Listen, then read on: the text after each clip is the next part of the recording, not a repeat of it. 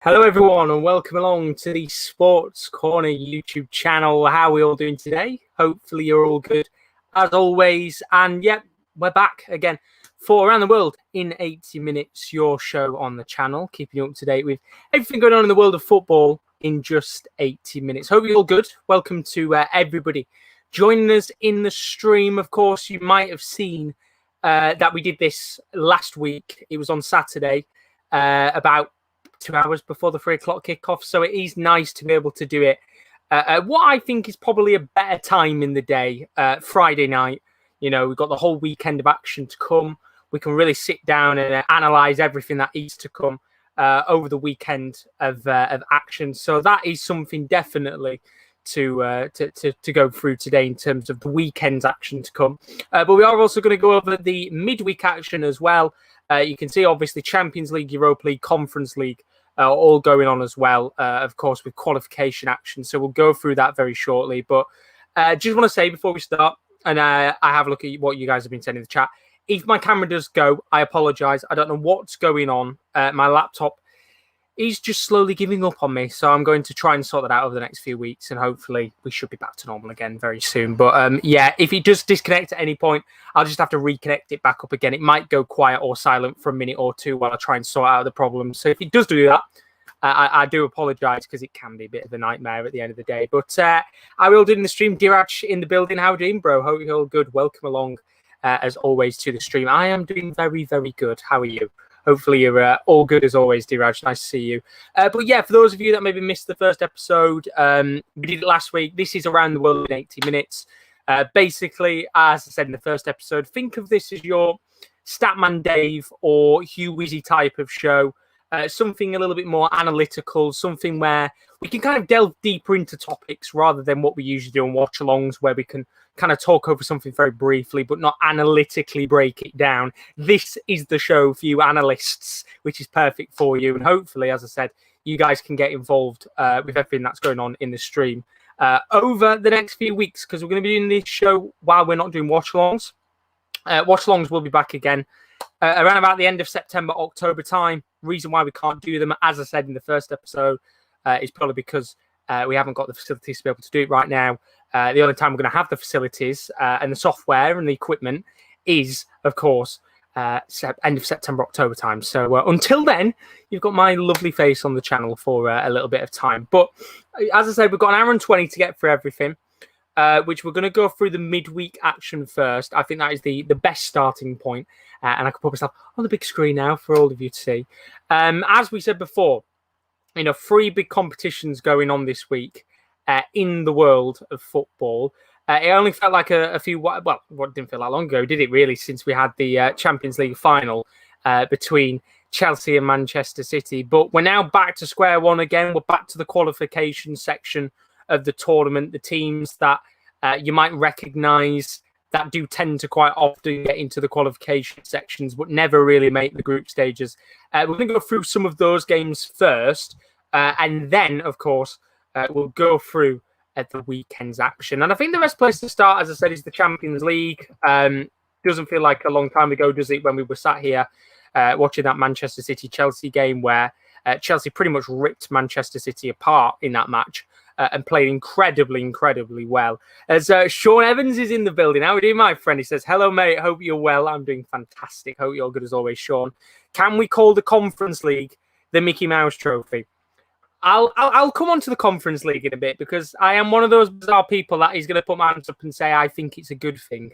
But we'll talk about the Conference League a little bit more, with it being a new competition compared to the Champions League and the Europa League. But obviously, going on the Champions League first, let's not forget, if you weren't aware, the rules of the tournament are changing soon. I think in 2 or 3 years' time, the system that we know of the Champions League isn't going to be the same. It's going to change very soon. Of course, a few years to go still until then. But for now, we've still got the same qualification system, same group stage, same knockout kind of system as we've had before. And we do start, of course, with the qualification stages, which have been going on over the last couple of weeks. Let's not forget, this isn't like they've just started today. They've been going on for a few weeks now, but we are towards the back end of those qualification matches. Now, if you're a regular viewer, and one of our prominent viewers of the last few years, or the last year at the very least. You might remember when we did the qualification rounds for the last year's. You might remember when me and Roman did it, and we covered the Slavia Prague game. We covered a few of the other matches as well at the same time, and it was a pretty interesting one because you see, obviously on the screen right now, we're using fotmob.com. Unfortunately, not sponsored by them, but if they would like to sponsor us, then the option is on the table, of course. But on Tuesday, we're at that stage of the tournament now where we are now at the final section of knockout matches, basically, to qualify for the group stages. And basically, you can see on the screen, we had games on Tuesday night, and we also had games on Wednesday night, which were on in the Champions League. And I thought very quickly we should go through two of the standout fixtures of the actual knockout stage. Well, not knockout stages, but the qualification stages, I guess you could say. And you can see on Tuesday night's action, big shock. FC Sheriff beating Dinamo Zagreb 3-0. You remember, of course, Zagreb last year in the Europa League, knocking out Spurs in incredible fashion. Probably one of the biggest wins in Zagreb's recent history. But FC Sheriff, a team that, I'll be honest with you, I don't quite know where they're from. I'm going to check now. I think they're from Moldovan. Yeah, they're a Moldovan club, FC Sheriff. But they beat Zagreb 3-0. Had a really, really good run in qualification. In fact, just looking now, they beat Red Star Belgrade in Champions League qualification in their previous round. So they are certainly giving up a good run this season in the competition. And all they've got to do now is pretty much hold that 3-leg lead that they've got over Dinamo Zagreb. And they're going to be in the Champions League next season, which is an incredible achievement for a club which, you know, as you can see on the screen right now, politely, I think the best way of putting it, if they do go through to the next round, they are going to be the Ferencváros of last year. You know, everybody's going to be looking at them and they're going to want to play them in the next round. Haven't really got any star quality, notable players that people are going to know. But apart from that, they're doing very, very good indeed. 3-0 win over Zagreb is something to scream and shout about, considering, you know, when you look at that Zagreb side, they've got plenty of players in that team that could certainly do something. Petkovic, Orsic being the standout two players. Livakovic, the goalkeeper, having an absolute stinker on the night with a 4.3, according to FotMob. Not a great performance at all from Zagreb. And they're going to have to do what they did against Tottenham and turn that result around and get an incredible, incredible result in the Champions League, or else they're going to be knocked into the Europa League next season. So it's not all doom and gloom for all these sides. Pretty much everybody now who's qualified to this section of the tournament is guaranteed European football. If you win, you get into Champions League. If you lose, you do get the Europa League. So there is potential opportunity for a few pretty big sides to get knocked down into the Europa League next season. We're going to come on to the Monaco Shakhtar game in a second. The other match, of course, Salzburg against Brøndby. Salzburg, very notable side. Were in competition last season, of course, when they faced Bayern Munich and Atletico Madrid. Kieran D watched them a lot last season. We know they've got lots of brilliant players across the board, but maybe not good enough in attack, making the right decisions to put the ball into the back of the net, not clinical enough in front of goal. And they definitely were clinical enough against Brøndby. 2-1 win for them. Very, very good side, as you can see. Salzburg, a very different team to what we've seen over the last couple of years. Haven't got Daka, of course, moved to Leicester. They haven't got Haaland, of course. He moved on a couple of years ago. And Wepu as well, also leaving Salzburg. They've lost a lot of their big players. And it's a very, very different team. But they always just seem to be able to get good results. And again, 2-1 win against Brøndby. Very, very good result there. Standout player being Maximilian Wober, another one of the players who I don't think is going to be at that club for much longer. He's 23 years of age. Could play as a centre-back and as a left-back, primarily as a centre-back, of course. And you can see this season, consistent all around so far. 3 games in the qualification for the Champions League. Hasn't actually got under 7 in terms of his rating so far, which is incredible. And same, of course, with the actual Bundesliga in Austria. Of course, a few games going on this season already. Hasn't averaged under 7.4, which kind of tells you how good he is at the back. And again, another one of those players that I don't think is going to be a player for Salzburg for much longer. Been there for 2 years now. Average rating of a 7.7. Yes, there's only been 4 matches, so it's very, very hard to go on something like that. But a very good performance from him so far, and no doubt his market value apparently €10 million according to FotMob. I think he's probably going to be one of those players that does move to a fairly big European club in the next year or two, and be one of the big players that Salzburg move on and get a lot of money.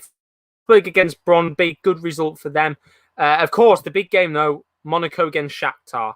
2 standout sides, 2 teams that have pretty much been to the back ends of competitions in the past. Monaco, of course, first time qualifying for European ball since that incredible season where they knocked Manchester City out of the Champions League.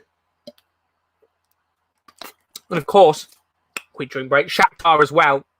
We know them, of course, for being in the Europa League, getting to the semi-finals, losing out, of course, to Inter Milan, and also having a few of the good European runs in the last few years. But when you look at this Monaco side, I think it's very, very surprising to not have expected them to be the favourite. 2 very, very good forwards. Wissam Ben Yedder, of course, we know him from his time at Sevilla. Very, very good player. Was linked with Manchester United a few years ago. A player that I arguably think should have gone to the Premier League and didn't. Went to Monaco, and even then has turned out to be a very good transfer for the French side.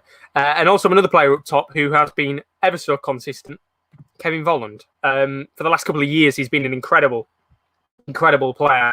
When you look at his career stats overall in Ligue 1, 16 goals in 35 games last season, with 7 assists.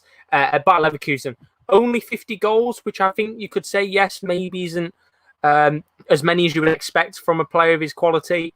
I think he's very similar to the Roberto Firmino mould.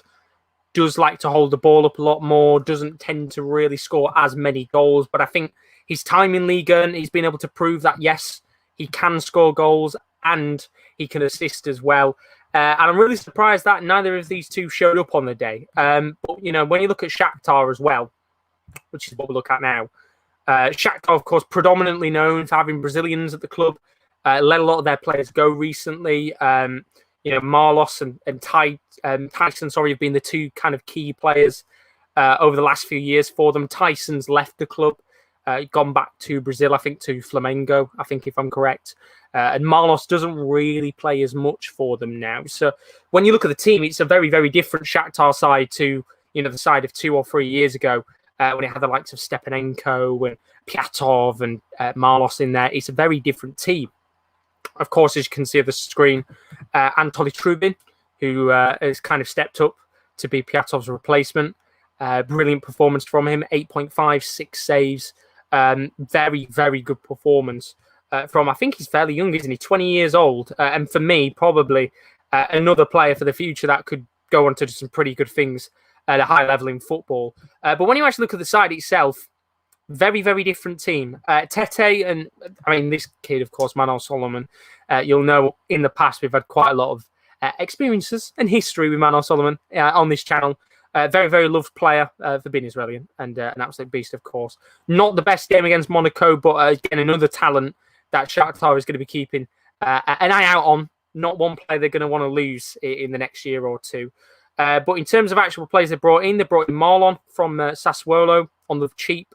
Good performance from him. 8.1, of course. Cannot complain at all. Just having a look at the defensive wise.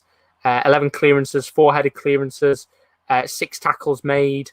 Not a bad performance from a player, of course, making, I think it would be his debut actually for the club as well. And then they brought in Lassina Traore of Ajax. I think it was on a permanent deal as well. 7.1. Didn't score on the day, put in a fairly good performance. Again, another one of those players I think Ajax let go because they didn't see. Very similar to Dolberg, I think. He's a good player on his day, but they didn't expect him to become the big hitter of the club. And in the end, Shakhtar coming out with a 1-0 win. Don't forget, of course, these games do have 2 legs. There's a long way to go. Still another 90 minutes of action. And I think you could arguably say Monaco are going to have a lot of work to do. They're going to go to Ukraine, away from home. It's going to be a hostile atmosphere. The pressure is going to be on them. But if they do drop down to Europa League, I think the expectation would be very, very high on Monaco to be one of those sides that do go on a good run.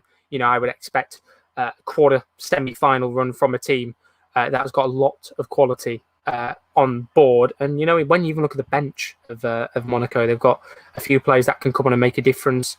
Marouane Bouadou, the new signing from Alkmaar, Crepin Diatta, the Senegalese winger they brought in last season. They've got good enough players in that side to change that result. Let's move on to the Wednesday games, though, very quickly from the Champions League. First of all, Malmo against Ludogorets. Again, two teams that have been in European football quite a bit in the qualification rounds, in the group stages in the past. Ludogorets, poor performance from them. Malmo with a 2-0 win. Of course, a few recognisable players in that Malmo side. Moisander coming in from Werder Bremen on a free. Of course, probably one of his last seasons in football. That's the most recognisable name on the list of players. But a good performance from Malmo. As for Ludogorets, not really many recognisable plays in there. If you do watch Bundesliga action or Bundesliga 2 action, you might have noticed Tech Petty used to play for Dusseldorf in Bundesliga 2. You always get that odd one or two players from European football that do make a move to the bigger clubs across European football in the lower leagues, I guess you could say. But again, good win for Malmo. Not really much to say about it. I don't really know much about the actual performance itself. But, when you look at the stats of the game, 1.88 XG for Malmo. And although, Ludogorets had more possession in the game, 58%, 0.17 XG. They didn't take the most of their opportunities. Malmo dominated them, had more chances in the game, more shots, had one big chance, which, of course, they scored 2 goals. And in the end, of course, a very, very good result for Malmo. And a very nice result as well. Gives them a little bit of breathing space going into that next match. And then a game which didn't have breathing space, an absolute belter of a match, this one. Young Boys against Ferencváros. You remember last season, of course, Young Boys knocking out Leverkusen in the Europa League. That was probably the biggest shock of the round of 32. I think it was the round of 32. Might have been the round of 16. And then, of course, Ferencváros, who this time last year had qualified for the Champions League group stages. And they're now again, potentially, within a shout of qualifying for the Champions League group stages for a second year in a row. Of course, had a very, very tough group with Barcelona and Juventus. They'll be hoping this time maybe they get an easy group, but they're not through yet because, of course, Young Boys coming out with a 3-2 victory. Very good game of football, this one. Kept my eye on it very slightly. Lots of good opportunities in the game, good chances. Very disappointed with Siabachu, probably one of the players that is more notable in the Young Boys side. 25-year-old American, a lot of eyes on him. Of course, had a very decent start to life as a Young Boys player. Had a loan spell, of course, last season, 15 goals in 43 games, not a bad return. And then, of course, coming in this season, scored 5 goals in 9. He's really hitting form at the right time. Of course, being 25 years of age even, you're starting to hit your prime, and that's where you kind of want to see him get to the next level. But, as I said, didn't really turn up in this game, which is a bit disappointing considering he scored 2 goals. I think it was against Cluj in his last match. But apart from that, probably one of the games that is going to be more open going into the next leg. Ferencváros, of course, a hostile atmosphere going to Hungary should be a fairly decent game, that one. And that was pretty much all of the Champions League qualification action. So in terms of Champions League action, a lot of games still in the balance. Of course, Benfica PSV, another game that I've just accidentally forgot to miss out. Benfica in the Europa League last season actually dropped out of Champions League qualification, which caused them to sell players off last season. At least this season, they're looking potentially on course to qualify for the biggest competition in European football. They came up against a very strong PSV side. Of course, Madueke, English youngster. Emre Zahavi, been in incredible form for PSV since moving from China. And Cody Gakpo, of course, getting the only goal for PSV Eindhoven. Again, another game that's got a lot on the line. A lot of quality players on both sides. I mean, you're just looking at the bench of Benfica. It's a disgusting bench. They've got Waldschmidt, Vinicius, of course, was at Tottenham last season. Gesher Fernandez, Tarat, who hasn't been too bad for them. Everton. They've got lots and lots of quality in their side that can come on and maybe make a difference in the team. But yeah, Benfica looking on course potentially to make the next round of the Champions League, and a big round that would be, because they would be then a part of the Champions League next season. And that, of course, is the Champions League qualification done. So what we'll move on to now is the Europa League qualification. Of course, we know the Europa League, again, this time last season, Villarreal, Manchester United fighting out in an absolute belter of a game with an incredible penalty shootout it was. But we're now back again at the qualification round of the Europa League. Again, a lot of teams in there that you'll recognise, probably for being in the Champions League before. A lot of these teams being in qualification for these big European tournaments in the past. And we'll slightly glance over them. You know, of course, Red Star Belgrade, said before, they got knocked out by FC Sheriff in Champions League qualifications. They dropped down to the Europa League. Good 4-0 win for them against CFR Cluj, another team that does tend to get into the Europa League. Doesn't look like that's going to happen. Red Star Belgrade running out 4-0 winners. Good result for them. Of course, recently signed Dragovic from Bayer Leverkusen. So good result for them there. Wednesday, we had one game from the Europa League. Going to come back to that one in a little moment, because that is Celtic. I do want to talk about Celtic a little bit more in a moment's time. But Thursday's where all the action happened in the Europa League. First game, Ammonia Nicosia coming up against Royal Antwerp. Antwerp of the Belgian League. Probably the favourites to actually go out and win this game. Didn't actually win it. 4-2 win for Nicosia, which is a very good result for them. Again, you know, when you look at this Nicosia side, not really many players that people will recognise. Two players in there that are very noticeable. Jordi Gomez, that's right, former Wigan. He is playing for Ammonia Nicosia, which is a mad one, isn't it? As I said, you do find the most random players in European football appearing. And then Mix Diskerud, former Manchester City man. Never played for them. Most pointless transfer ever. But Mix Diskerud, he is at Nicosia as well. Two players that really performed well in that game. And then, of course, as I said, Royal Antwerp from the Belgian League. Got former Manchester United and Leicester man. Premier League winner as well, I guess you could say. Richard de Laet is in there. Former Villa man, Bjorn Engels is in there. Former Werder man, Johannes Eggestein, he's in there too.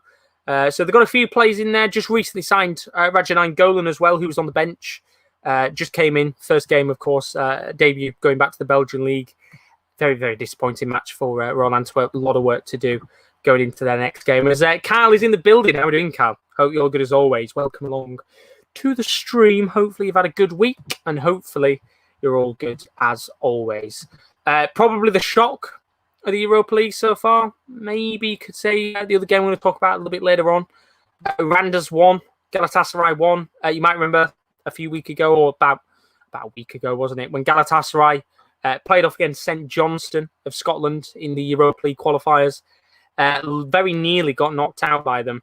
Apart from the second leg where they turned it around and played much better. Again, not a good performance from them. You know, when you look at this Galatasaray side, not much quality in there at all. Really poor attacking line, I guess you could say, in terms of the quality. Not really many recognisable plays in there. Van Aanholt and DeAndre Edlin, two very recognisable players, of course, both being in the Premier League with Palace and Newcastle, respectively, in the past.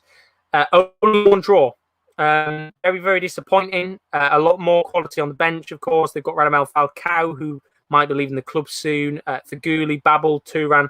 Lots of players that they could bring on. But in the end, Randers coming out with a very good 1-1 draw, considering, you know, when you look at the stats of the game as well, Randers putting up a very, very good performance. It wasn't like they set back and defended. They really gave it to Galatasaray. Had more shots in the game. Had more opportunities, more corners. And again, Galatasaray, potentially on the cusp of maybe dropping down to the Conference League. You know, same as what we said before with the Champions League. If you win this game, or the second leg at the very least, you will get Europa League football. If you lose this game, then you're going into the Conference League. So there is opportunities for some of these sides to, you know, maybe go into the Conference League, which will be interesting. Rowan's side, Prague, 2-2 against Legia Warsaw. A game that I thought had lots of potential to be a very good one. turned out to be a good one. 4 goals in the space of the first half. Set it up to, potentially a cracking second half. Didn't really live up to the expectation with the goals. Not many opportunities in the match for Legia Warsaw. In fact, they were very consistent. 2 shots on target, 2 goals. And in the end, Slavia Prague, what we said about the Galatasaray game earlier, they had chances and didn't take them. And now they're going to be going to Poland under pressure. And potentially they might be dropping down to the Europa Conference League. Maybe Rowan might have to keep an eye out on his side because they are not necessarily through to the Europa League yet. Of course, last season playing in the same group as Nice, and I think it was Leverkusen as well. But, it's a very wide open game, that second leg. Lots still to play for. And no doubt should be a very good second leg. As I said, both teams very, very even in terms of the actual possession, but maybe not opportunities. Sturm Graz 3-1 win, good for them. Fenerbahce 1-0 win against Helsinki. Good result for Fenerbahce. Again, another team that will be expected to make the next round of the tournament. Mesut Ozil being there, of course. Luis Gustavo, former Marseille man, of course. He is going to be a key player in the midfield for them. Good result there for Fenerbahce. As Daz is in the building. How are we doing, Daz? Hope you're good as always, mate. Welcome along. Good to see you in the chat. Just quickly glancing over a few of these other results. Olympiacos 3-0 win against Slovan Bratislava. Olympiacos were knocked out of Champions League qualification. I can't remember who they were knocked out to, but they were knocked out in the end. Now in the Europa League, I mean, when you look at this squad, they've got quite a lot of good players across the board. I actually really think Olympiacos will be a dark horse this season if they do qualify for the Europa League. Obviously, Socrates Papastafopoulos being at the club. Is there, Jan Via. They've just recently signed, I can't remember his name, it was a Portuguese winger from, I can't remember his name off the top of my head, played at Nice last season. Didn't really have a great season with them. Ronnie Lopez, that was his name. It came to the back of my head. They've just signed him. They're looking to sign Manolas, their former player from Napoli, and bring him back to Greece again. So, when you look at this team on paper, I think they've got a very side Olympiacos. Of course, signed Thomas Vashlik after a very impressive Euro 2020 campaign with the Czech Republic. Played incredibly well. Surprised more clubs went after him. Kenny Lala played a good level in France. Obviously, we know Socrates was brilliant at Dortmund. Wasn't actually that bad at Arsenal. Did pretty good for them, I think, in the games that he did play. Just, of course, was booted out of the squad with the map signs that they made. Jan Via got plenty of experience. Valbuena's got experience. Rabi's a quality striker in front of goal on his day.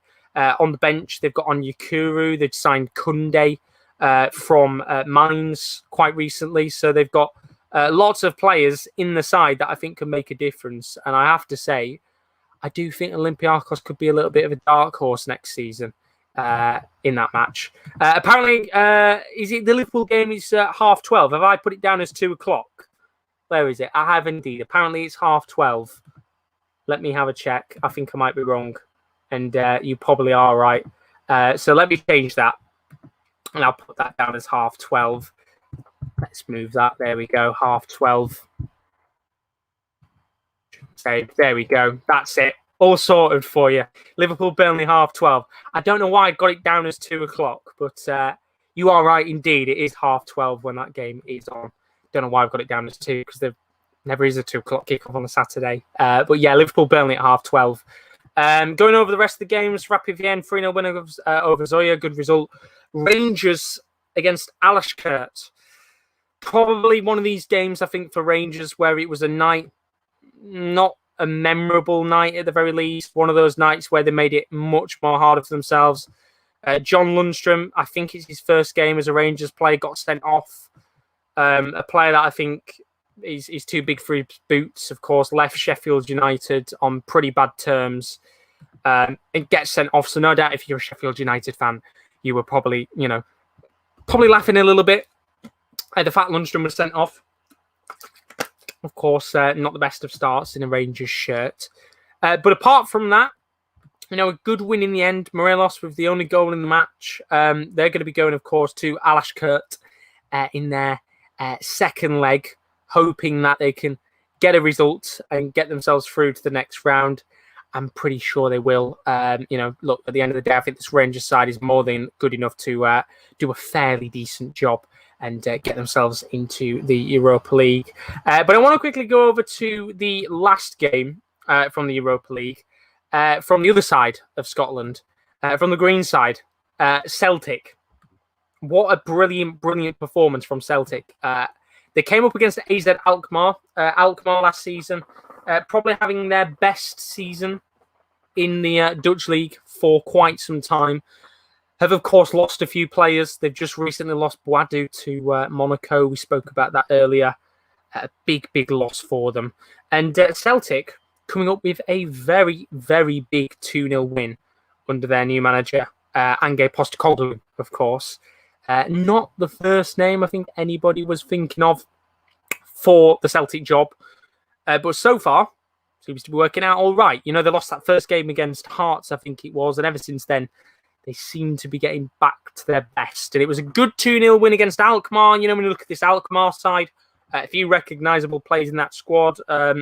Bruno Martins Indy, that's right, the former Stoke man, who was with Stoke in the Premier League and in the Championship.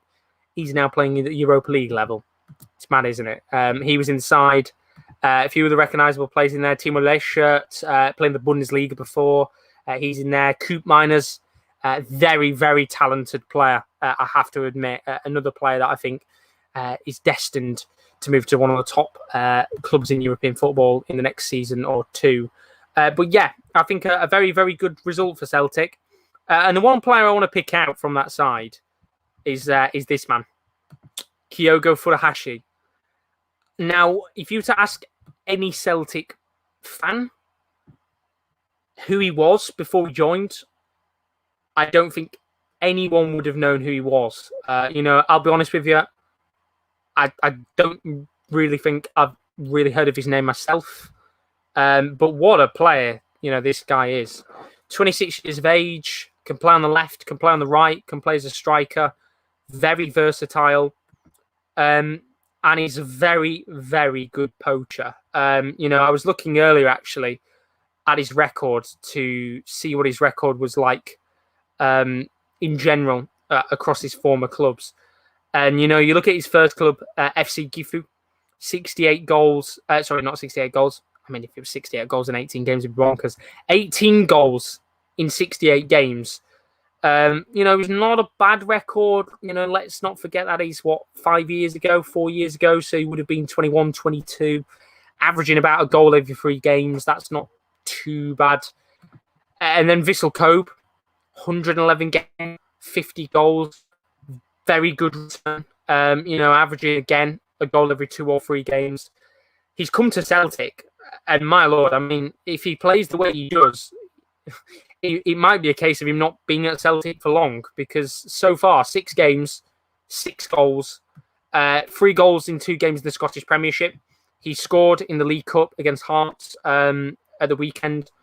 This guy is a real good player to watch. I mean, he came in from the MINS League, which, of course, starts earlier, so he was actually matched and fully fit just coming to the Celtic side, which is always a nice bonus, rather than having to wait a week or 2 or 3 weeks and having to get the player fully fit. You can look at the record for itself.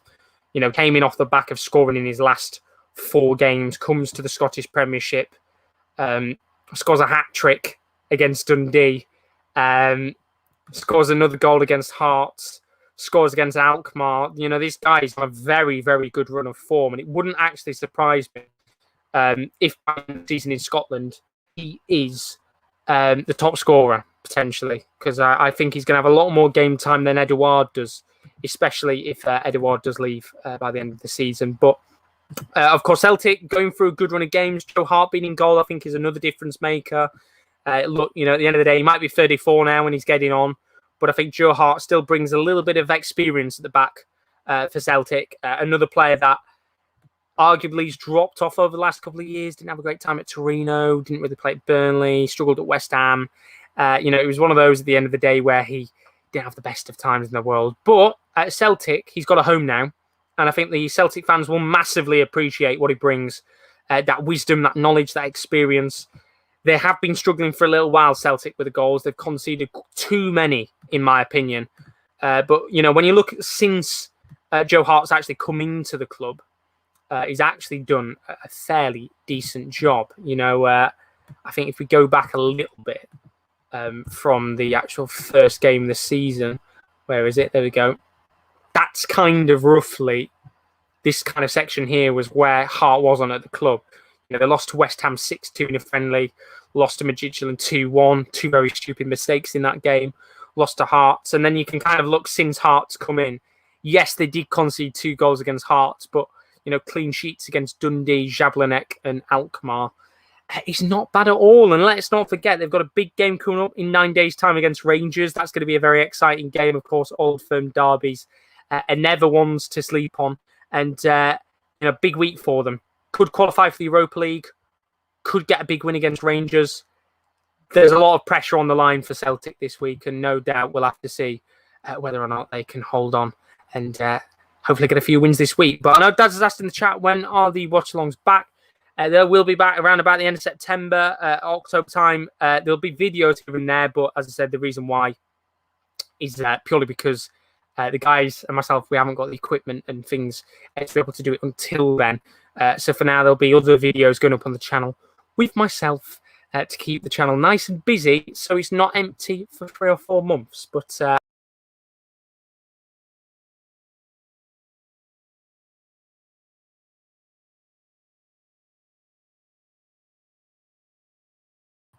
boot myself off there for a second. Apologies about that. I've got about 6 or 7 different tabs up that I accidentally boot myself off for a second.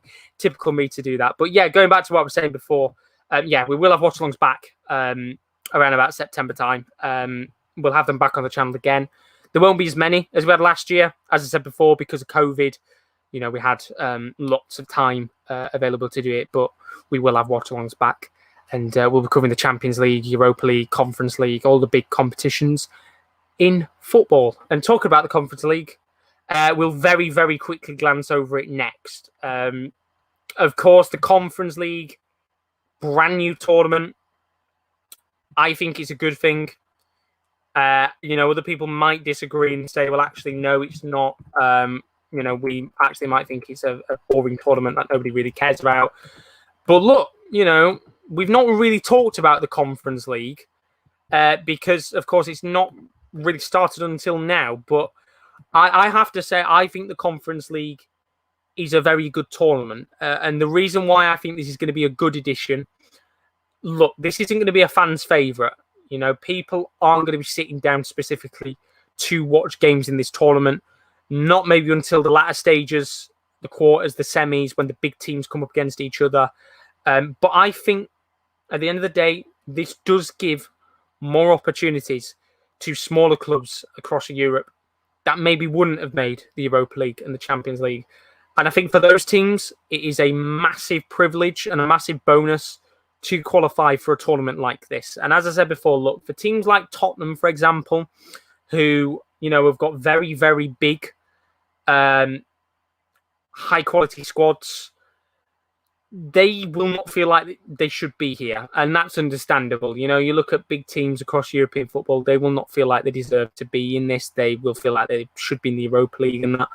But at the end of the day, for the smaller teams, I think this is a very good tournament to go into.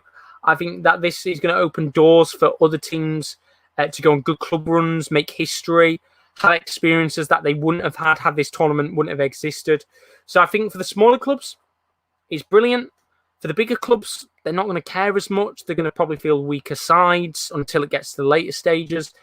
And yeah, you know, fair dues, it does gain you entry into the Europa League if you win it. I think a lot of these teams who are in it this season might actually go and get better positions in the league. So Spurs might potentially win this and maybe not even need it because they could get UCL football. Not saying that's going to happen, but it's a possibility. But I think for the smaller teams, it's a very good tournament, and it should, of course, open the doors up for more games on a Thursday night, which is going to make it harder for us when we do watch-alongs in the future for it, because we're going to have the Europa League and the Conference League going on at the same time. So it means there's going to be about 6 billion different games to keep an eye out on, which is fine for me because usually it's a little bit harder when there's nothing going on in games, but it does mean now we can kind of look at the Europa Conference League as well.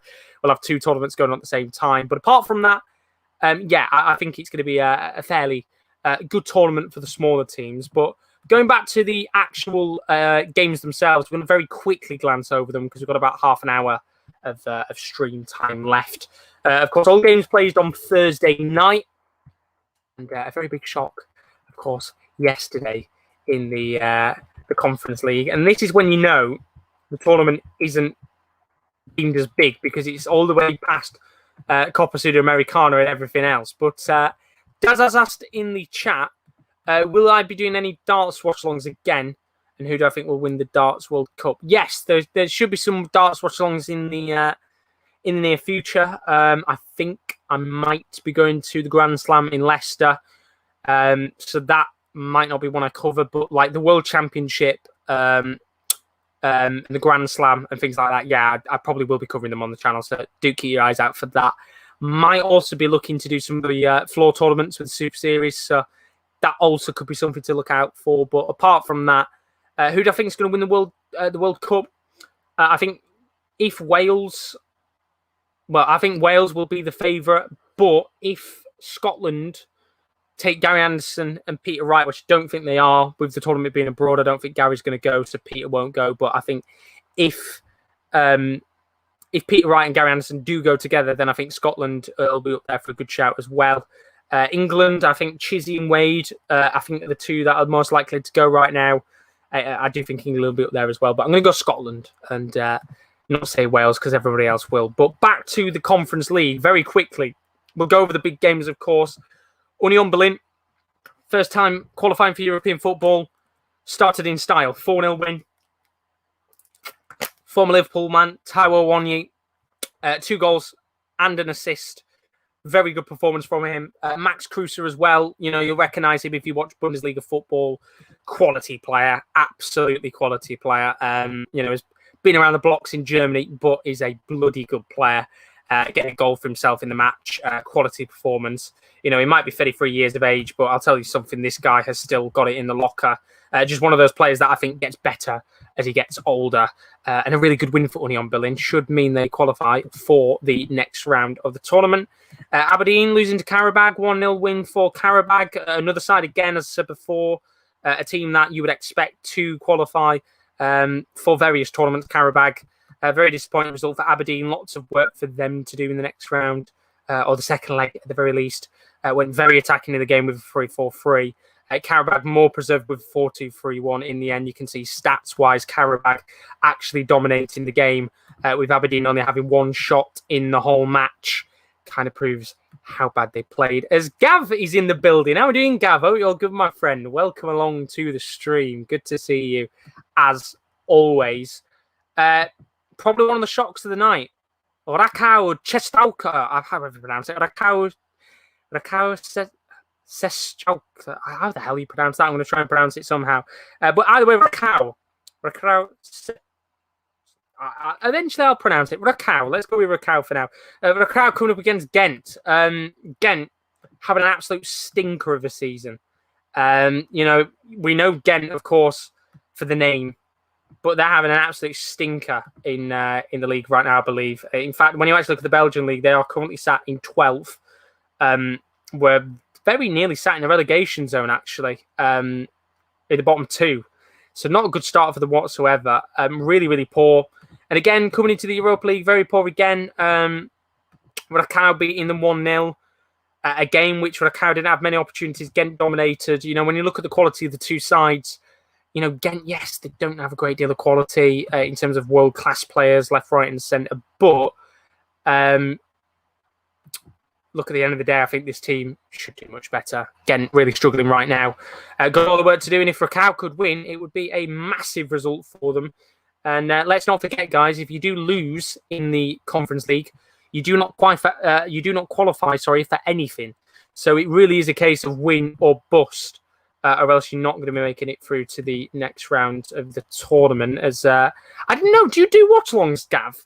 I didn't know you did watch-alongs. You'll have to tell me what watch-alongs you're doing tomorrow, and I'll see if I can jump in at some point, and I will see what games you're covering. But I didn't know you did watch-alongs. But back to these games. St Johnstone, as I said before, unfortunately did lose to Galatasaray in their game in the Europa League last week. Another tricky game, coming up against Lask Linz of Austria, very good side actually, and coming out with a very good result, 1-1 draw against the Austrian side. Very even game. Lask with a bit more possession. They dominated the match in terms of shots and efforts like that, but not by a considerable margin. Very, very tight in terms of the opportunities that they had. But yeah, look, St Johnstone still with a chance of qualifying for the Conference League, which should be a very good result for them.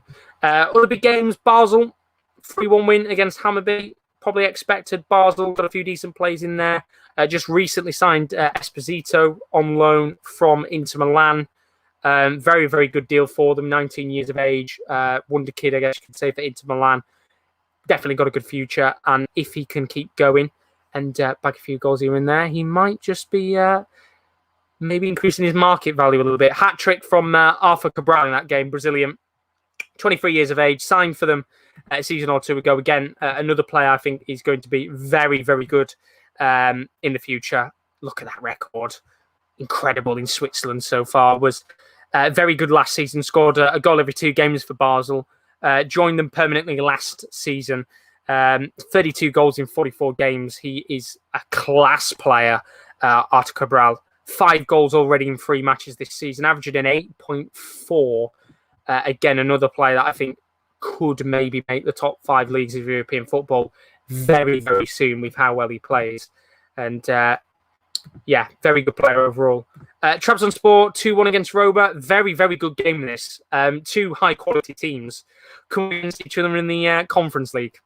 It's mad, isn't it? But yeah, look, two very good teams. Good result for Roma. Didn't play the strongest squad on the day, which is expected. You know, they're not going to play all of the class players, but a good result for them in the end. Goal on his debut for Eldar Shomurodov, signed for 17 million from Genoa, the Uzbekistan forward. Again, he's another good player for the future. But there are still in it. Trabzonspor, they did get a goal in the game. Goal in the match coming from Andres Cornelius. Got a good few players in the squad. We'll know, of course, Malek Hamšík, plenty of experience playing at the highest levels in world football. We know Gervinho, of course, for his time at Arsenal and Parma in Italy. So they have got a good few experienced players across the board. And hopefully, we'll have to see whether or not Trabzonspor can get back into that match. As Gav says, have to get you on, Josh, with us. Yeah, definitely. I'd be up for it at some point for sure. That would be pretty awesome to do that. But I'd definitely be up for that. And I will see if I can come in tomorrow and keep my eyes out for your watch-alongs, because it looks like you've got some good games tomorrow. Celtic, Brighton, and Bilbao. That Brighton game should be good, but we will go through that one in a second. Anderlecht Vitesse, 3-3. What a game this one was. 2 sides that are fairly decent in the league. Anderlecht struggling a little bit in recent seasons. Vitesse not as good as they used to be. 3-3, very, very good result. Very, very good game overall. Yeah, very wide open for the next leg. You can see stats-wise, both teams going absolutely bananas in the game with opportunities. Very good indeed. Feyenoord, 5-0 win against Elfsborg, pretty much puts them through to the next round. Good performance from them, even with their team going down to 10 men for a little bit of time. Alireza Jahanbakhsh getting another goal. That'll make Kieran very happy indeed, getting himself a goal in that match. And as I said, Feyenoord through to the next round. Nice and easy. Stade Rennes, 2-0 win against Rosenborg. Look, again, another team that I expect to go through to the next round quite comfortably. You know, Rennes got a quality side. Camavinga, who is likely to go out the door from Rennes, but you know, he came onto the game, did really well indeed. Absolutely battered Rosenborg in this game. They only had 2 shots in the whole of the match. And unfortunately for Rosenborg, I think that is probably game, set and match for them. Cannot see them getting 3 goals against Rennes. And then, of course, Tottenham against Pacos de Ferreira. Who would have thought this? Look, I'm not going to lie. I'm not going to sit here and say I was going to predict it, because I certainly didn't. I don't think really many people expected it. But when I looked at the lineup it didn't give me much confidence that this Tottenham team was going to go out there and win the match.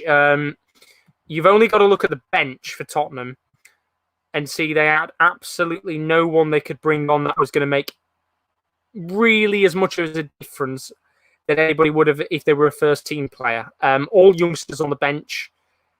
Had a fairly young Tottenham team anyway. Brian Hill coming in, of course, after having a recent break from the Olympics. Dane Scarlett up top as well, another youngster who didn't really do much in the game. Big disappointing result for Tottenham. One shot in the match, which was off target. And Pacos de Ferreira, who I know of the club. I know who they are. I don't know how well they're doing in the league this season. 1 win, 1 draw this season. Obviously, you can't really say much about it in terms of 2 games. That's not really much of a thing you can really say, is it? Really, when you've only had 1 game. Last season, what was they? Last season they had. I can't even see last season. I'm going to have a look on Google here. Give me 2 seconds. I want to see what Pacos Ferreira did last season. Obviously, will have finished fairly high in the table. So last season, they finished 5th on 53 points. Actually, quite a heavy margin between themselves and the rest of the clubs around them. They were only 9 points off Braga, which is actually quite an achievement considering the golfing class money-wise probably between the 2 clubs. But yeah, very good for Pacos Ferreira. The season before that, they finished 13th, so they really improved from the previous season and got themselves European football, and well-deserved indeed. And I have to say, if they can get a result against Tottenham, and Tottenham do get knocked out of the Europa Conference League, yes, there's going to be a lot of people saying they don't care, it's a Mickey Mouse tournament, but that would be a massive result. And I think you could already say, for Pacos, that's probably one of the biggest results in their history. If they can go away to White Hart Lane and get themselves a win, or just get themselves into the next into the group stages, that will be the biggest result, I think, in Pacos' history, or at least in recent history for them. And my lord, I mean, Tottenham getting knocked out before the tournament's even started would be absolutely bonkers, if I say so myself. Even if Tottenham fans want to say they don't care about it, you still do. At the end of the day, it's a chance to win a trophy. It's European football. And, yes, people do sit there and joke about not caring about European football, but I think at the end of the day, I would still want to be in it for a chance to get a title to your club's name. But, yeah, that is all of the European action over the last week. It's taken us, about 50 minutes to get through it all. So what we are going to do now for the final half an hour of the stream is, of course, go over next weekend or tomorrow and the rest of the weekend's action. Of course, I've got a few games going on tonight across European football. PSG coming against Brest. Lionel Messi not in the team for tonight. Just looking at the 2 teams tonight, who's in there for PSG. Verratti's back for PSG, which is a good sign indeed. Di Maria's on the bench. Donnarumma as well on the bench. So a lot of players coming back for PSG. No doubt that should be a fairly decent game in about 10 minutes' time. Leipzig up against Stuttgart. Leipzig disappointing last week. Stuttgart very good last week. Really, really good performance in their first game. But ultimately, I think there is going to be a much more even match tonight. That is currently going on. Let's have a look at the 2 sides. Szoboszlai in there. First game back from injury.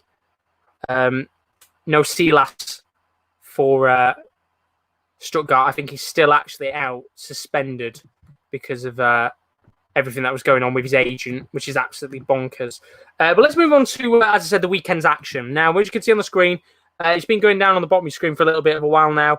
Some of the games that are going on across European football over the next few days. Of course, they're Saturday games. What I'll do now is I'll quickly put on Sunday. I'll come back to the Sunday games in a little bit because we'll come on to them in a little bit. As Gav has donated £1, you absolute legend. Thank you so much, Gav, as always. God bless you, man. Greatly appreciated. Thank you for the £1 donation. You're an absolute legend. Greatly appreciated indeed. But as you can see, Saturday. we're now at that stage now. All the 5 main leagues are back. Serie A is now back, first week of Italian league action, and we'll go through those in just a moment's time. But I do want to pick out a few standout games across each league, and we'll start with the Premier League, of course. And the opening game of this Premier League weekend is going to see Liverpool coming up against Burnley. Liverpool, of course, coming up the back of a big 3-0 win against Norwich. Burnley coming off the back of a 2-1 defeat to Brighton. I would say with this type of match that Burnley over the last couple of years have been a little bit of an Achilles heel for Liverpool. When you actually look head to head between these two sides, you can kind of see that when these two play, it's very, very rarely a 0-0. In fact, it hasn't been a 0-0 for over 7 years now. So I've probably jinxed it and it'll be a 0-0 for the first time in their ages. Carl has put in the chat that I think, but not the 100% sure, that Rakau is pronounced Rakau Czestochowa. Rakau Czestochowa. If that's how it's pronounced, I'll remember that for next time, Carl. If they do go through to the Europa League or the Conference League or whatever tournament they're in, at least I'll know for the future. But if it's pronounced like that, I'll remember Rakau Czestochowa. I pronounce it. Thank you very much, Carl. Doing the work for me so I don't have to. But no, I'll tell you if I can remember that. But going back to this game, when you actually look at Liverpool, at Burnley, Liverpool won 8 of the last 12 encounters. But the last 2, Liverpool have had the Achilles heel with them. In 2020, drew them 1-1. In 2021, lost to them 1-0. In fact, it was actually Barnes, wasn't it, who scored in that game? Penalty in the last 10 minutes of the match. But I think Liverpool have got more than in that game to go out there and get themselves a solid result. Look, everybody's fit now for Liverpool. The only player that isn't is, I believe, Robertson. I think he's back next week. I know, of course, Fabinho's out because of a family passing. Of course, hopefully, he'll be back fairly soon and everything's okay with him. But apart from that, pretty much a similar side to the team that played against Norwich. Salah, Firmino, Mane, probably Jota in there as well. I do think Liverpool could go out there and get themselves a very, very good second week result and maybe even get themselves 6 points out of 6. Burnley, however, haven't really made any signings as of yet. Still waiting for them to do some business. Can I see them shocking them? Yeah, maybe they could do it on the day. I think Goodmanson had a very good game in his first match. McNeil, he's always a player that's got a little bit about him. Chris Wood and Barnes are usually 2 dangerous players against Liverpool, but I just see Liverpool getting a good result against them and ultimately getting a win. Aston Villa Newcastle, 3:00 game. This one should be a fairly interesting game.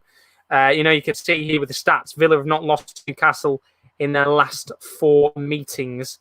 Both teams, of course, losing their first games. 2 very good matches, of course. Villa losing 3-2 to Watford, and Newcastle, game of the weekend, in my opinion, losing 4-2 to Newcastle. Head-to-head wise, whenever these two sides have played, they love a 1-0, a 2-0 or a 1-1. In fact, history, and if you want to go based on history here, 1-1, 2-0, 1-1, 2-0, 2-0, 1-1, it means we're getting a 2-0 Newcastle win tomorrow against Aston... Oh, no, it's February, that one, sorry. We're getting a 2-0 win for Aston Villa tomorrow against Newcastle. That's what I think is going to happen. If history's showing it, Villa's winning 2-0 with the consistent form. When you actually look head-to-head, Newcastle have beaten Villa 7 times. Of course, a lot of that is going to be in the past, history-wise. We could go on forever looking at the head-to-head. Doesn't really mean much, does it, to be honest with you? As the commentary hub, how are we doing? He's put, yo, Josh, you legend. How are we? Good to see you, as always. And Dazza said, do I triple captain Salah in my FPL? I would say with FPL, is it too early to use the triple captain? Maybe. I was actually going to use my triple captain for Bruno against Leeds. And I really regret not doing that now because I think my first week I got 90 points in FPL, which isn't a bad start, is it, at all? But I would say no. I wouldn't triple captain Salah in a game of that quality. I think I would probably wait to triple captain Salah and wait for another game. I think, games like Norwich, I would have probably captained him. Leeds, I would have captained him. Trying to think of any other teams that could really break down. I think Watford is probably another team that could break down. Those types of games, I think, hold on. Palace as well, I would say, is another one where I'd triple captain him. But I wouldn't use it too early, I would say. And Carla says, I think Newcastle were hard done by. Didn't look like a pen to Burnley, was it? No, I didn't think it was. I thought it was a very harsh penalty, but it set the tone, didn't it, really, for the start of the season. If we're going to have bad decisions again, let's get them out of the way within the first 2 minutes and hopefully not have too many other bad decisions. But yeah, going back to that game, Villa-Newcastle. Villa, of course, lots of new signings. Got to try and fit them all in. Buendia was very poor in his game. Didn't actually create any chances in their previous match against Watford. Prefer him on the wide positions. I don't think Buendia, in my opinion, should play as the number 10. I think he should be the wide man. Was very good for Norwich as a wide player. So I think putting him as a number 10 probably the best thing, play to his strengths. I don't think that's what Villa did in the first game. But of course, Danny Ings as well, first goal as an Aston Villa player. So all he get his confidence going. They're going to come against Newcastle, who I actually thought, to be honest with you, I thought Newcastle in that first played very well, West Ham. Really good attacking performance, and then they did just kind of fall off towards the end of the game. And even then, saying that, I still think Newcastle in that second half played quite all right. If Newcastle play like that again, I think, they could be quite enjoyable to watch for the early section of the season. Let's have a look at who Newcastle have got fixtures-wise. So they've got... Where are we? There we go. They've got Burnley, the Carabao, they've got Southampton. 3 very good games. In fact, when you actually look at Newcastle overall, they've got Watford, they've got Leeds, they've got Palace, they've got Wolves. Yes, they have got United, Tottenham and Chelsea sprinkled in there, but not the worst run in the world. If we're being honest with you, a very good set of games to start the season. And I think if they could get a result against Villa, if they could get a result against Southampton, potentially Newcastle could be off to a very good start, and that might just flatten the nerves for a few Newcastle fans. Although saying that, look, it's early days of the season, isn't it? There's a long way to go. Villa, as I said, going to be under some pressure. If they don't get themselves going soon, 2 or 3 games in, there are going to be some eyes watching Villa very quickly indeed. Palace Brentford, next game. I'll be honest with you, I'm a little bit worried for Palace. Yes, that first game against Chelsea was only game number 1 of the season, but I really don't like the look of this Palace team, if I'm being honest with you. I think they've made some good signings. I think Joachim Andersen was a good signing. I think Mark Guehi from Swansea was a good signing. They've made a few other good signings here and there, I think. But I also look at it and I think that team on paper is not good.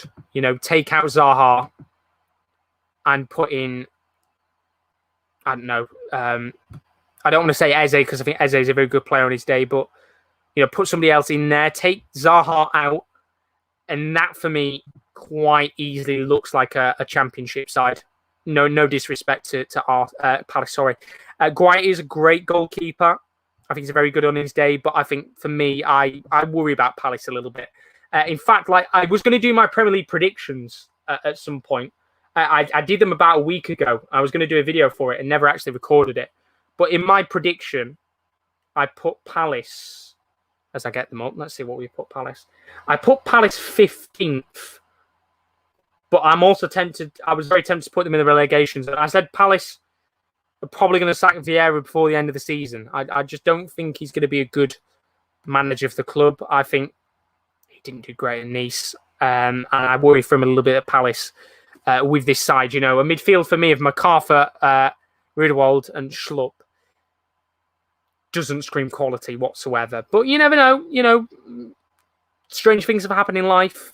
He could get this squad clicking. And I think that is going to be a good game for them against Brentford. Brentford, I think, will win this game. I think when you look at that Brentford side, physically, aerially, strong, combative, organised. They've got everything, I think, that they need to go and take Palace on and give them a good game. Ivan Toney and Mbeumo were brilliant against Arsenal in that first game. I think those two could cause a whole host of problems for Palace tomorrow in that 3 o'clock kickoff. So that should be a very good game. And of course, do put your score predictions in the chat. If you want to put your predictions for some of these games, do put them in the chat and I'll read some out before the end of the stream. Pick of the bunch for 3 o'clock, Leeds against Everton. Leeds haven't won against Everton in 7 attempts. Well, they haven't won a match in 7 attempts, which is a bit of a worry for them. Of course, 5-0 defeat for them, or 5-1, wasn't it, against Manchester United. Is never the best way to start the season. They're going to come against a very organised Everton side. Of course, Everton coming out 3-1 victors in their first game of the season. And a very good performance from Everton.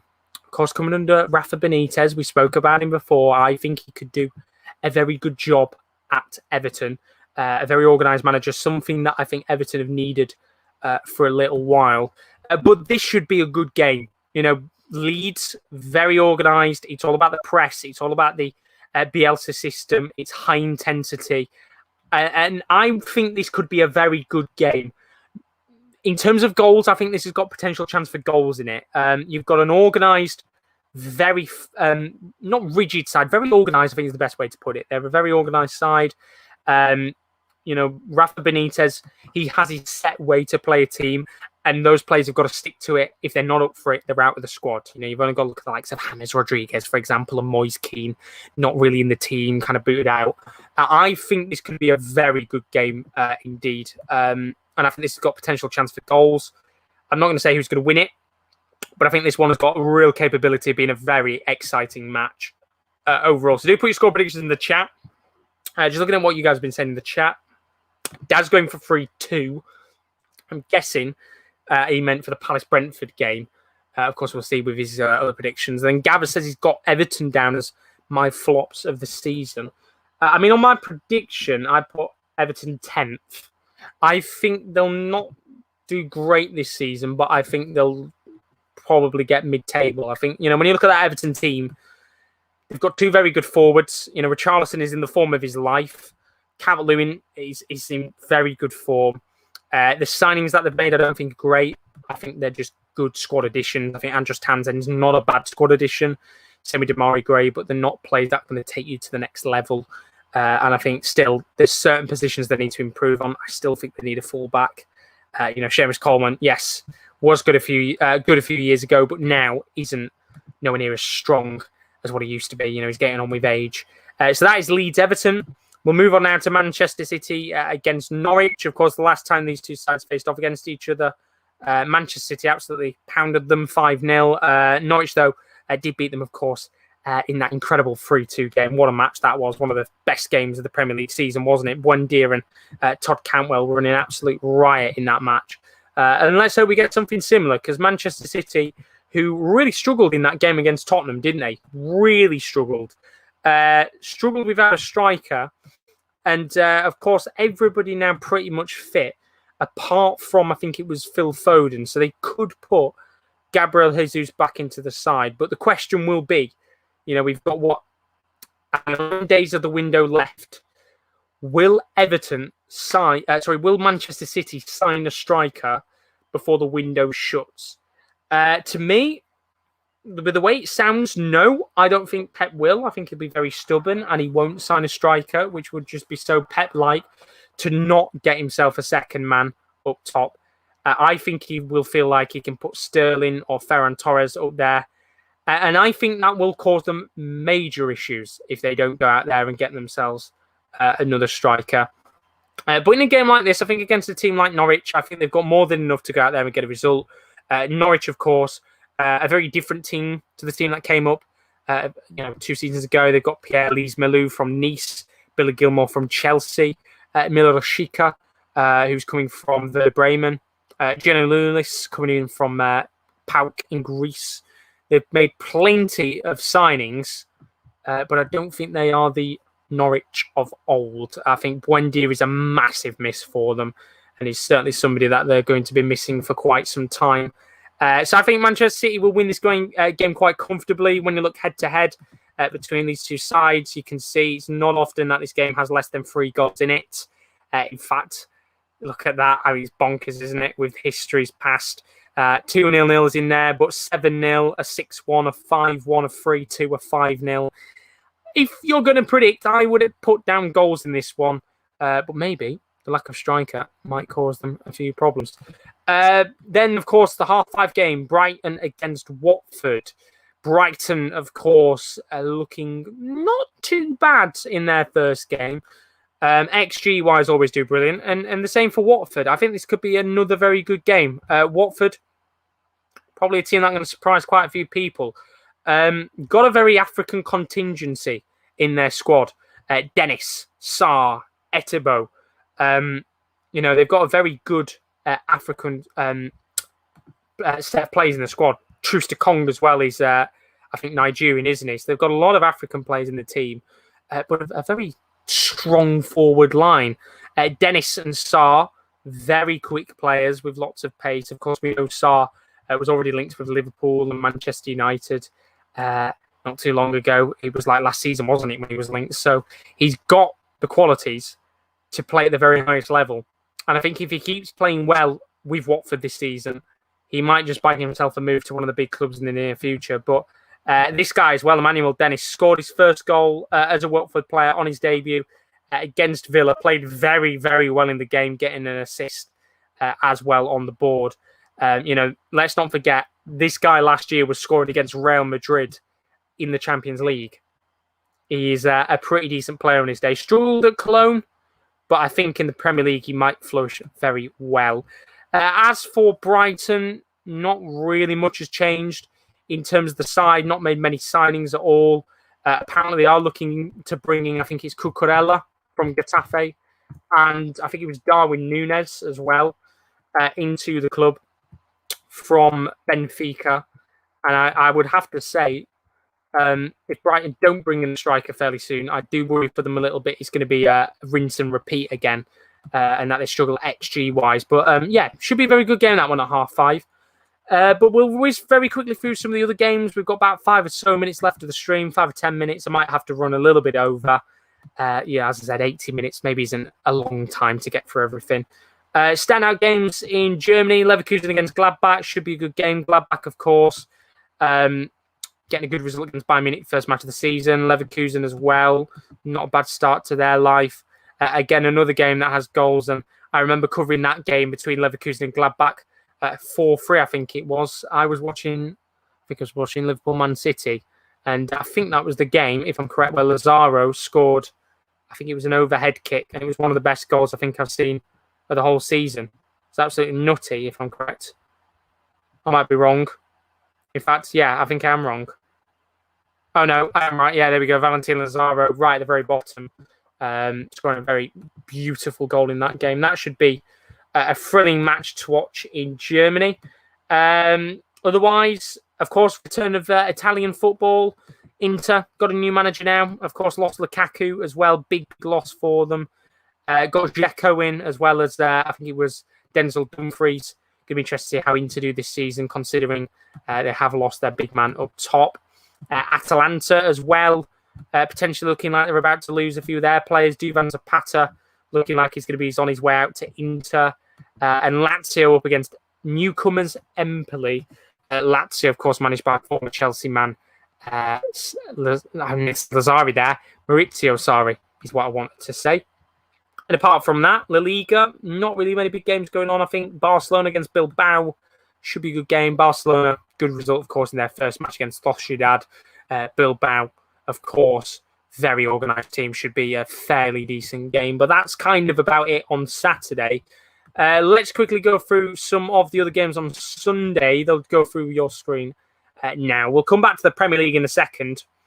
Ligue 1, Lyon losing 3-0 to Angers in their first game of the season. They're going to be under a hell of a lot of pressure to go out there and get a result against Clermont Foot, who've just been promoted to Ligue 1. Of course, Clermont Foot actually winning their first 2 games in Ligue 1 on a very, very good run of form. And if Lyon aren't cautious, they might find themselves on the back of 3 games with defeat. Of course, Lyon and Lille and Monaco towards the back end of the league this season, with Angers, Nantes, Nice, Lorient all having a brilliant start to the season. We're only 2 games in, long way to go. Otherwise, of the games, Nice versus Marseille. This, for me, is arguably the pick of the matches this weekend across European football. Nice have had an exceptional start under Christophe Galtier. They've made a lot of good signings, a lot of good players. Of course, a world-class manager as well, I think, in my opinion. Marseille have been involved in 2 belters over the last few days. They, of course, drew 2-2 against Bordeaux. And, of course, came down from 2-0 behind to beat Montpellier 3-2. They are very enjoyable to watch. And I think this could be a very enjoyable game to watch indeed. Should be an absolute belter of a match. You can see, of course, history-wise, very even in terms of head-to-head. 8 wins for Nice, 12 wins for Marseille. Plenty of goals across the board. If you're looking for a fun game to watch, I would highly recommend watching Nice-Marseille on, I think it's Sunday night, 7:45. It's on BT Sport. This game could be, as I said, for me, the pick of the bunch. Really, really good game, and I would expect a few goals and a few cards. Marseille are a feisty side, that's for sure. And I think we'll get a few cards in that match. Bundesliga-wise, on Sunday, Bayern Munich, second game up against FC Köln. Cologne, 5 matches now in which they've won. Head-to-head-wise, of course, Bayern Munich winning the most games. But look at that, head-to-head-wise. They've had some absolute crackers between these two over the last few years. Of course, Cologne beating them in a friendly just a few weeks ago. So, of course, they have got some experience against Bayern Munich this season already, but I wouldn't read too much into that. Bayern coming off the back of a draw to Gladbach. They'll be hoping that they can get themselves 3 points on the board. That should be a fairly decent game on Sky. Of course, Sky having the Bundesliga this season is a massive, massive positive. Don't think anybody's complaining about that whatsoever. Serie A-wise, Udinese up against Juventus. Juventus, of course, first game back under their manager, which, of course, is Allegri, taking over Andrea Pirlo, who had an absolute stinker of a season for Juve. It's going to be very exciting to see what Juventus do this season. Of course, it should be very, very good indeed. And I'm looking forward to see whether Juventus can get back to the top again. They're coming against Udinese. Roma versus Fiorentina, 7:45. That is the pick of the bunch in terms of the 7:45 matches. Should be a good game, this one again. Roma under Mourinho. Fiorentina with a new manager themselves. Fair few signings as well for Fiorentina too. Should be a very good game indeed. La Liga-wise, Atletico Madrid in action against Elche. Should have goals in that one. Levante in the nighttime kickoff against Real Madrid. Should be a very good game too. But finally, we'll glance over the last games. Southampton against Manchester United, the 2:00 kickoff, the Super Sunday match.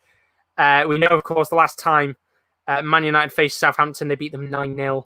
I don't quite think that's going to happen again, but what I would expect is Man United to bang at least 3 goals past Southampton. I really do think Southampton are going to be terrible this season, and I really do worry for them. I think they're going to have some big problems. Losing Danny Ings is always massive. Losing Vestergaard, I think, is a big loss. I know signing someone called Lianco from Torino, Brazilian centre-back, very nearly got them Torino relegated. I think it is a little bit of a worry, I have to say so myself. As just have a look at the chat. Of course, you're more than welcome to promote. I don't mind it at all. You're allowed to. It's all about being a community around here. As I said before, watch-along channels. There's not a many. Well, I'm saying there's not many of them. There is quite a few, but it's always nice to be a community on here. So it's always nice to promote other places. I don't mind it at all. But yeah, I really do worry for Southampton. Head-to-head wise, they've had some absolute crackers over the last few years. The 9-0, 3-2, 2-2, 3-2, 2-2. lots of goals between them, but I really do think Southampton are in the shitter, and I really do think Man United might batter them, maybe not by the 9 goals that they had last season, but I think they could get 3 or 4 at the very least, especially after putting 5 past Leeds. I know Leeds play very different, they're very different system-wise with how Bielsa is. He's kind of just, as I think Ole said it, it's kind of like whenever you play Leeds, it's a one-match game. You know, it's a very different system to anyone in football, and I have to agree with them. I think Southampton will be a little bit more organised, but will probably still get battered. Wolves Tottenham return for Nuno to Wolves. Of course, will get a very warm reception at the Molineux, but it also will be a very feisty game. Wolves, for me, this season, again, I actually think Wolves have got a lot of work to do. I think they need to sign a few defenders because that back line for me is crap. No disrespect, I just don't think he's good enough to get them to the upper echelons of the table. Tottenham themselves, of course, coming off the back of a good win against City, but then losing to Pacos Ferreira. I don't think you could read too much into it because it was a completely different squad to the team that played against Manchester City in the Premier League. But look, I think Tottenham, if they're organised, I think Tottenham will beat Wolves, and I think they'll beat them by 2 or 3 goals. It all depends, I think, on whether or not Tottenham feel confident enough up top with Son. Of course, I don't think Kane's going to play, so I think Son again is going to be the man up top that Tottenham will rely on. Wolves playing that 3 at the back, I think they're going to get opened up by Tottenham. But the last one we're going to talk about, and what I'm probably going to delve into a little bit more here before at the end of the stream, Arsenal-Chelsea. Look, we spoke about Arsenal last week after the result against Brentford, the 2-0 defeat. We're here to talk about them again.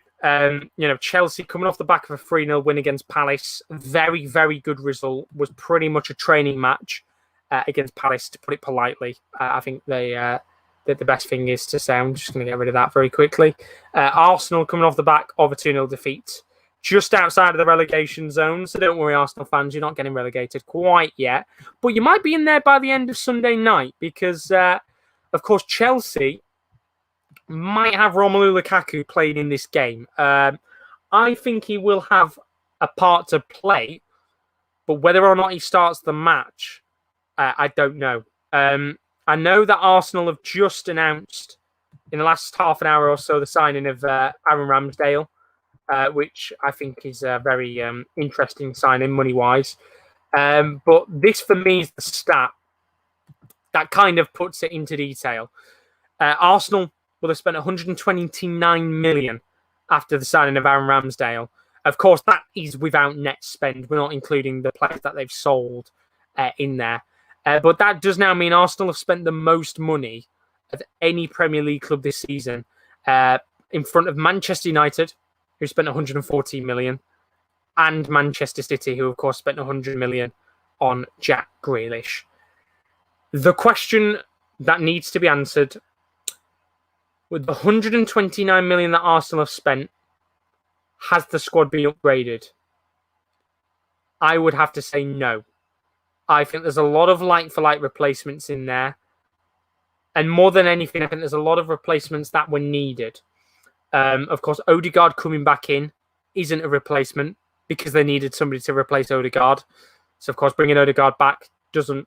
Yeah, it bolsters the squad now, but it doesn't improve it massively from what you had last season because you've still got the same player, if you get what I mean. The signing of Ramsdale is there to just challenge Leno. So I don't think that bolsters the squad massively because they needed a backup keeper. We said it last week.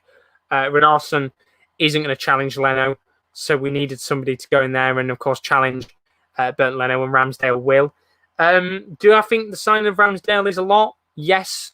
I think there's a lot of people out there saying it's too expensive. I agree and disagree. I think, in my opinion, the 30 million they spent on Ramsdale, yes, is a lot. But I also think to myself, Sheffield United paid 20 for him. So they were never going to sell him for less than that. So I think, realistically speaking, in the long run, if Ramsdale does well over the next few years, then I do think Arsenal could make that money back. But if he has a stinker, then yes, it's one of those. It could work both ways, realistically speaking. Lokonga, I think, is a great signing. I think he's a brilliant player. Ben White, a lot of money spent on him. But overall, just looking at it, the 129 million Arsenal have spent, it hasn't bolstered the squad. You look at Manchester City, the 100 million spent on Grealish bolsters the team. Manchester United, Sancho, Varane, bolster the team. Arsenal, 129 million spent, nothing has really changed. And it's fitting for me because I look at Arsenal, and I don't want to bang on too much about them because we spoke about them a lot last week, and I have gone over 10 minutes of the time that I wanted to. But it's weird, isn't it? Because Arsenal, over the last few seasons, have always complained about the windows, and they've complained, and rightly so. I think, I'll be honest with you, I think a lot of them have been rightly complaining. They've complained about the lack of signings, the lack of money spent, the lack of big name players coming in.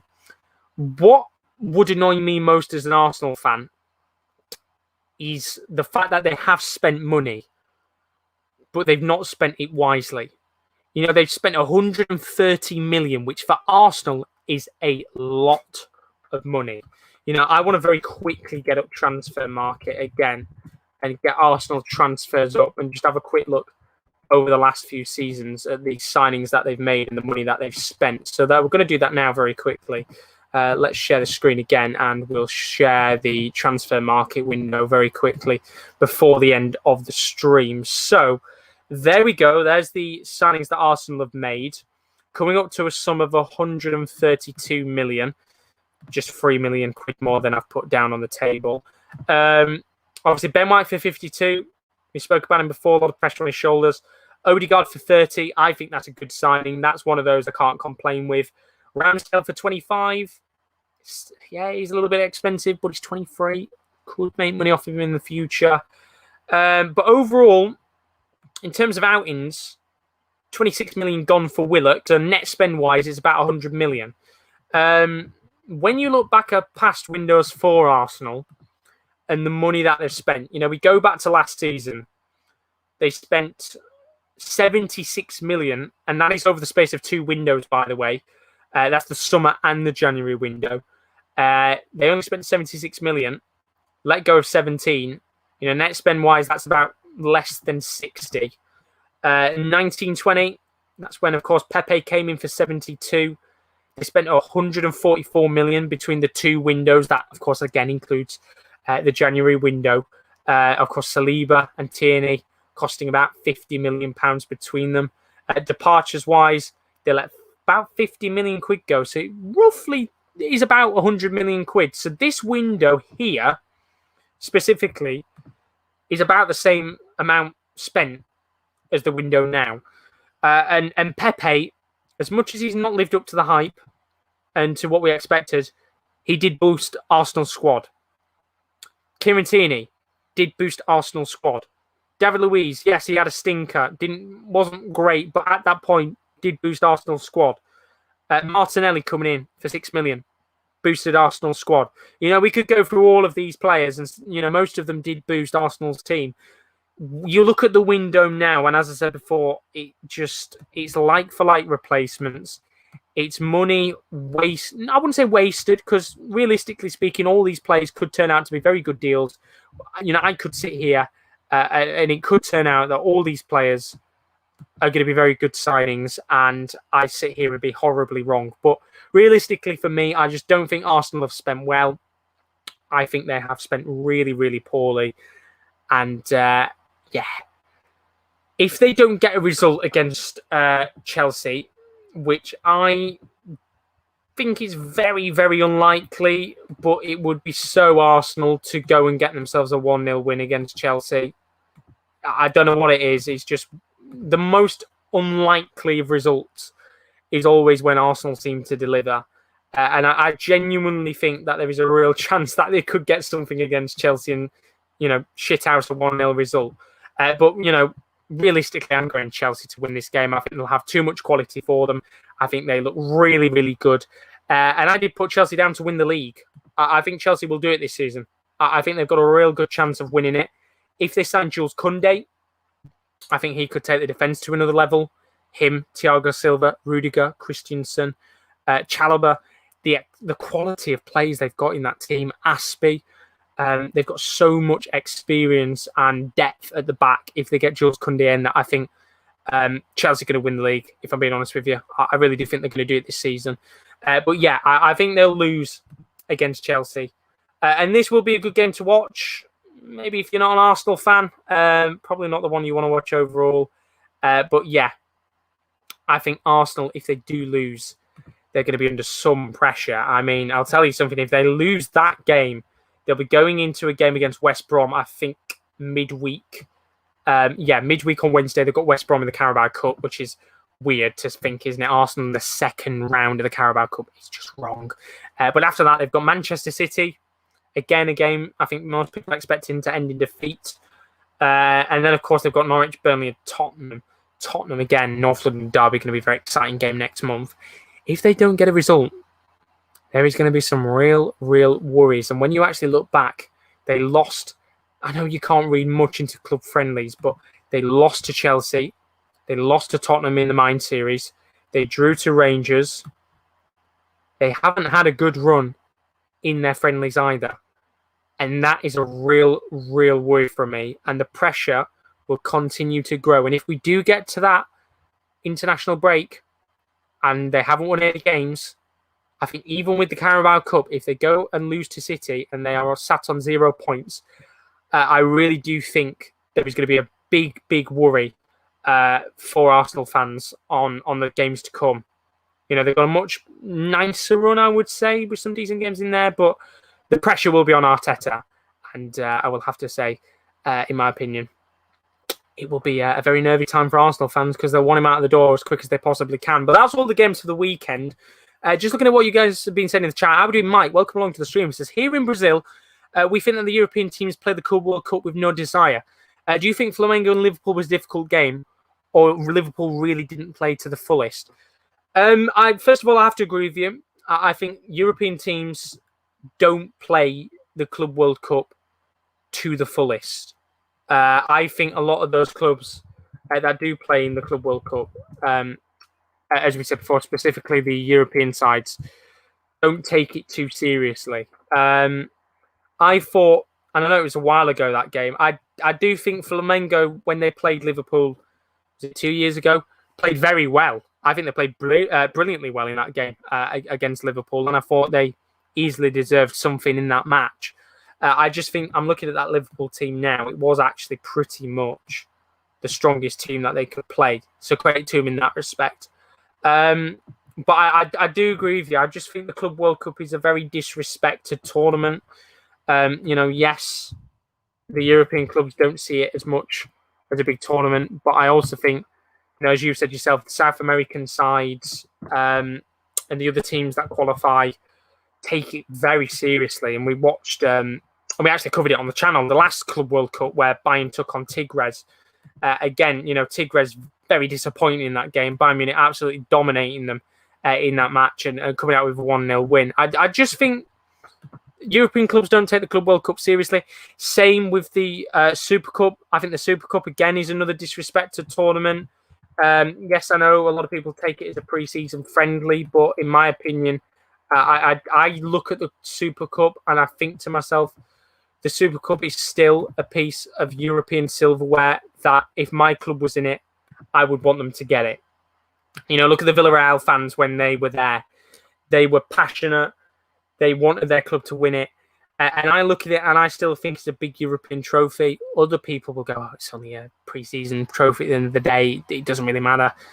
I don't believe that. I think it's a very disrespected trophy and just one of those that ultimately in the end deserves more respect. But very quickly before I end the stream, because I'm over the 80 minutes, I actually said it's now around the world in 95 minutes. I'll try and keep to the 80 minutes, I promise you. Daz has asked, where do England play or who do England play next? Your answer to that question is they play Hungary next, away from home on the 2nd of September. That should be a fairly decent game, actually. First v second in the group. Hungary, not a bad side either. We saw them, of course, at the Euros. Were very good. They play Hungary next. And in the match after that, they've got Andorra on the 5th of September. And then they've got Poland on the 8th of September. So 2 fairly decent games actually in there. Yeah, they're only World Cup qualifiers, so they're going to be the most exciting games in the world, but 2 very decent teams in there overall. But that is probably going to be it for Around the World in 80 minutes for today. It was a little bit of a longer episode, as we said. We've got a few questions in there and a few people asking for different things and questions. As I said, if you are new to the stream, don't forget to leave a like and a subscription. Our Twitter is @_top corner. Our Instagram is _sports corner _ Our links are in the description. They always are. As we said before, we do tend to do watch-alongs on here. We haven't got many watch-alongs or any for now. The reason why is because purely down to we haven't got the equipment that we need to yet to do watch-alongs. We're going to have the equipment and the streaming services that we need, etc.